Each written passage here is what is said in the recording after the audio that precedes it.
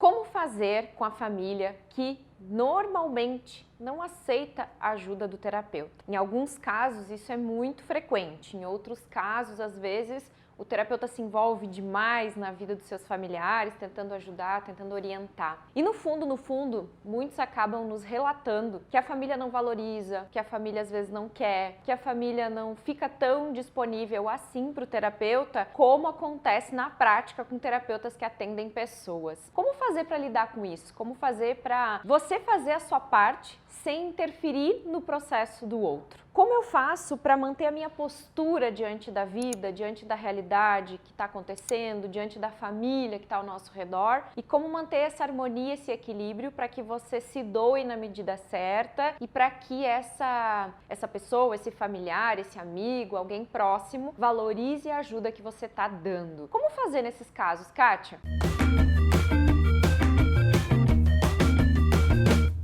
Hoje eu quero te dar algumas dicas que eu pratiquei, que eu fiz pra mim, pra minha realidade, que eu já indiquei pra muitas pessoas e vários estudos que eu fui fazendo também sobre essa questão. E a primeira coisa que você precisa perceber, que você precisa se atentar, é o fato de se colocar no seu lugar. Eu acredito que esse é um dos maiores desequilíbrios que nós temos quando se trata de ajudar o outro em todos os sentidos, mas principalmente quando a gente fala de ajudar familiares, pessoas próximas, amigos. Certa vez eu tava falando sobre isso numa live, uma pessoa colocou assim: nossa, que estranho você não indicar que ajude familiares e amigos, né? Porque normalmente eu digo que é muito arriscado você se expor ao ponto de ajudar familiares, amigos, pessoas muito próximas, porque existe uma relação muito emocional, né? Um laço muito emocional ali, que faz com que muitas vezes você interfira na decisão dessa pessoa, que você não consiga dar uma orientação tão adequada, porque você está inserido dentro daquela realidade, você faz parte, né? Eu, por exemplo, evito atender mãe, pai, marido, aconselho, dou dica, dou uma orientação. Claro que sim, gente, não é totalmente radical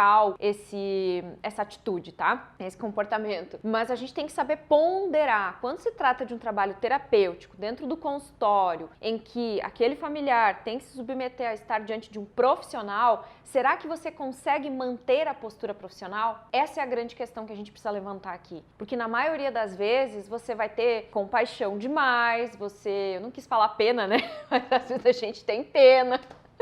No caso da compaixão demasiada, tipo, você tá olhando aquela pessoa da sua família sofrer, o que você quer fazer? Normalmente você quer tirar o sofrimento daquela pessoa. Só que às vezes ela precisa passar por aquilo, ela precisa aprender, ela precisa passar pelo sofrimento. E quando é uma pessoa que a gente ama, que tá muito próxima, dificilmente eu consigo manter esse distanciamento como quando é uma pessoa que a gente talvez não conheça tão bem. Sendo que na maioria das vezes a gente também tem essa compaixão pela outra pessoa. Mas eu acho que vocês entendem onde eu quero chegar. Quando a gente ama e tá muito próximo, a gente quer tirar as dores daquela pessoa. E na verdade nós não podemos fazer isso, porque esse não é o nosso papel. Nosso papel como terapeuta não é tirar a dor do outro, não é assumir o lugar do outro, não é ser pai, não é ser mãe do nosso cliente, como a gente sempre fala aqui. Mas é você se colocar no seu lugar de terapeuta. É você sair da postura do salvador. Você não tem que salvar a sua família, você não tem que salvar seus pais, você não tem que salvar seu marido ou sua esposa ou os seus filhos. Você tem que cumprir o seu papel. Então eu acredito, e na minha experiência sempre foi difícil ter essa separação, porque a gente se envolve, a gente tá dentro daquela realidade, a gente faz parte de tudo aquilo. Então o que eu sempre fazia nesse caso? Eu orientava, dava alguma dica, sei lá, passava algum exercício, alguma dinâmica, algum vídeo, sei lá o que, né? Dava alguma orientação rápida e depois eu indicava algum profissional para fazer o trabalho terapêutico completo. Mas eu evitava fazer. Embora a minha mãe muitas vezes tenha sido minha cobaia, né, em muitos momentos, porque naquela época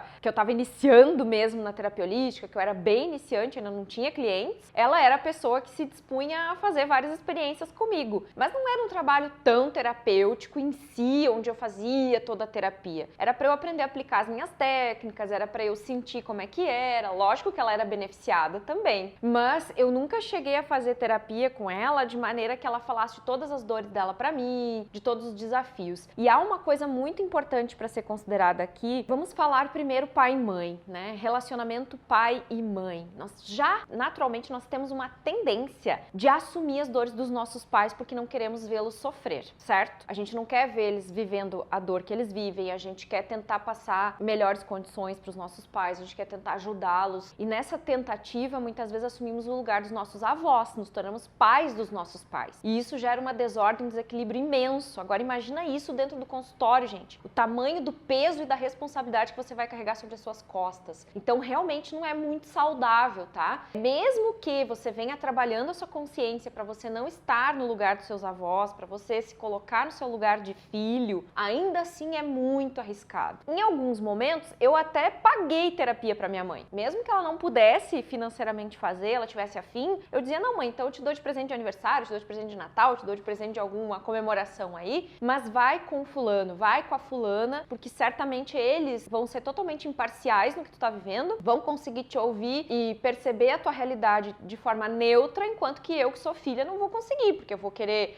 dizer o que é certo e errado, vou acabar julgando, vou acabar me colocando num lugar que não é meu e não vou conseguir te ajudar. Então, em alguns momentos isso aconteceu com a minha mãe, ela estava tão interessada por aquela terapia, ela queria fazer algo mais, eu às vezes até dava de presente se ela não tinha condições de pagar, mas eu evitava fazer o trabalho terapêutico profundo, sabe? De estar ali fazendo e me sujeitando muitas vezes, ou assumindo, acho que a palavra não é sujeitar, mas é assumir um lugar que não é meu e acabar criando uma desordem na minha vida e principalmente uma desordem na vida dela. Então é importante que você fique presente para isso, é importante que você observe isso. E Kátia, o que eu faço com a família que não valoriza o meu trabalho? Porque às vezes você confunde as coisas, você acha que o fato de as pessoas não te procurarem como terapeuta é porque elas não valorizam você. E uma coisa é uma coisa, outra coisa é outra coisa. Então, primeiro, sobre a questão de você atender e estar disponível para familiares e amigos, pondere, tá? Analise. Eu não tô dizendo que o que eu fiz e o que eu recomendo é regra para todo mundo, tá? Mas 99% das pessoas não tem, assim, uma eficácia muito grande na terapia com familiares, amigos e pessoas próximas por causa do laço emocional, tá? Então, observe isso, na dúvida,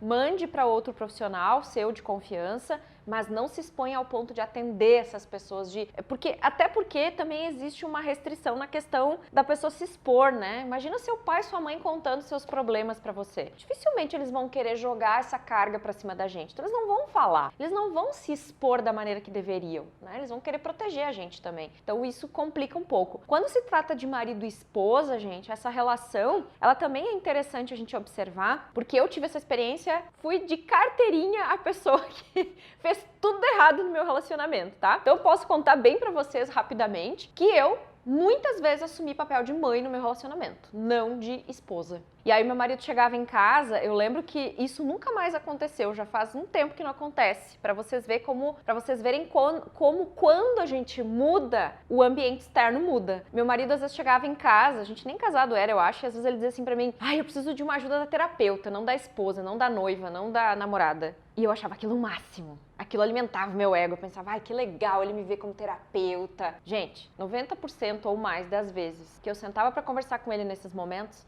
tudo que eu dizia pra ele não fazia. Eu perdia tempo, porque eu me colocava num lugar que não era meu. Meu marido é marido. Então, evitar ser terapeuta do marido faz com que você saia do lugar de grande, porque entre um casal, né, pela hierarquia, um casal ocupa o mesmo lugar. Não tem um maior e um menor. Vocês dois, homem e mulher, né, o casal em si, ele ocupa o mesmo papel, o mesmo lugar. E quando você, como terapeuta, se coloca como grande, eu sei, eu te salvo, eu te ajudo, eu digo o que é certo, eu digo o que é errado, você de novo cria uma desordem, porque não é para isso que vocês estão juntos. Vocês estão juntos para construir um caminho juntos e não para achar que um sabe mais do que o outro. Então aquele que se submete e aquele que faz gera desordem. E aí o relacionamento começa a não dar mais certo. Então, em alguns momentos eu percebi assim que meu marido ficava agressivo no sentido de não é bem assim, sabe? Tipo, discordando, não é agressivo, discordando, não querendo aceitar a minha ajuda. Por quê? Porque eu me colocava num lugar que não era meu, um lugar de mãe, de querer julgar, de querer dizer o que é certo e errado e assumir uma postura que não era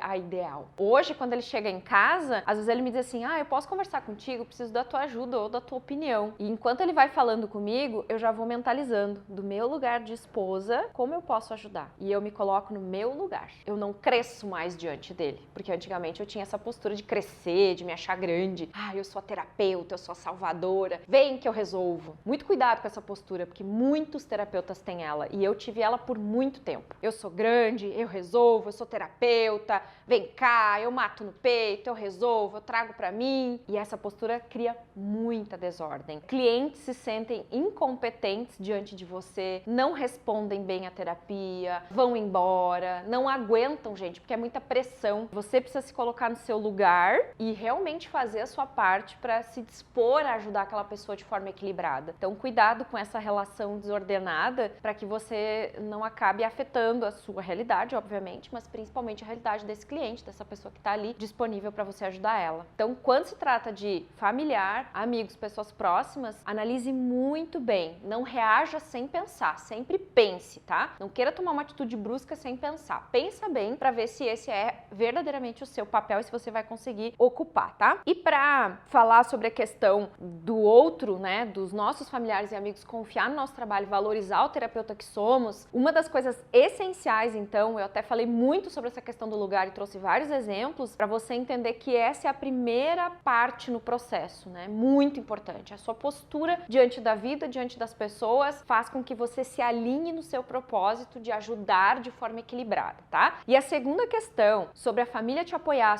sobre a família olhar para você com bons olhos, sempre nutra, blinde a sua autoconfiança. E eu vi que eu consegui manter e blindar minha autoconfiança à medida que eu fui me colocando no meu lugar. Realmente assumindo o meu papel, assumindo o meu lugar, isso fez com que eu ficasse confiante, com que eu não carregasse um peso que não é meu e que eu conseguisse fluir. E aí, à medida que eu confio no que eu faço, confio na pessoa que eu sou, confio no meu trabalho, eu consigo transmitir isso para as pessoas lá fora. E aí as pessoas me enxergam sobre um outro olhar. Elas veem que eu não tô de brincadeira, que eu realmente tô fazendo o meu papel, porque a nossa família, ela tem um papel importante também de nos proteger, né, de nos dar um aporte. Quando eu faço as coisas mais ou menos, quando eu não me dedico, quando eu não me comprometo, quando eu não confio, que tipo de energia, que tipo de atitude eu tô mostrando para as pessoas que eu tenho diante do meu propósito? Então, terapeuta, você que quer que a sua família te apoie, comece você se apoiando, comece você se comprometendo, comece você sendo autoconfiante. À medida que você faz isso, a sua família te apoia, porque lá fora sempre é um reflexo do que está acontecendo aqui dentro. Se você não tem reconhecimento, é porque você não tem reconhecimento por você.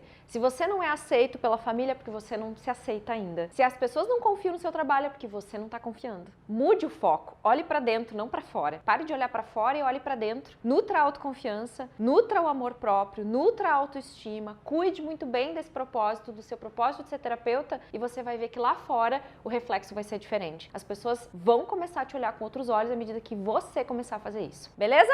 Bom, se gostou desse vídeo, compartilha, leva essa mensagem adiante. Se você lembrou de um terapeuta, se você lembrou de alguém que está passando por isso, leva essa mensagem adiante, compartilha esse vídeo, dá o seu joinha aí ou curta esse vídeo pra gente saber que você gostou desse conteúdo. E lembrando que em breve nós vamos começar a Semana Top Terapeuta. Não sei quando você vai ver esse vídeo, mas se você estiver vendo no YouTube, você vai ver que aqui embaixo na descrição tem um link para você clicar, se inscrever e participar com a gente dessa semana incrível, onde eu vou falar como é possível viver de terapia holística. Se você estiver no Instagram, procura lá na minha bio, lá no meu perfil, que lá também tem o link para você poder se inscrever e participar com a gente. Caso você clique ou não encontre esses links, é porque a Semana Top Terapeuta já passou e aí você tem que ficar ligadinho para participar da próxima, tá bom? Um beijo, amo você e até a próxima.